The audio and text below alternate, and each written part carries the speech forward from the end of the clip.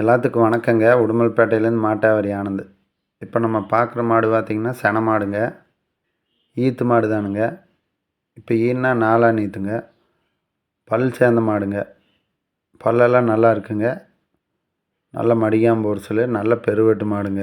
இந்த மாடு எப்படி இருந்தாலும் ஒரு நாளைக்கு ஒரு 25 லிட்டர் கேரண்டியாக கறக்குங்க, 2 நேரம் சேர்த்து ஒரு நாளைக்கு. சுழி சுத்தமெல்லாம் நல்லா இருக்குங்க. எந்த ஒரு ஐயமும் இல்லைங்க. ஹெச்எஃப் கிராஸ் மாடுங்க. நல்ல பெருவெட்டு மாடு, நல்ல ஓவர் சைஸ் மாடுங்க.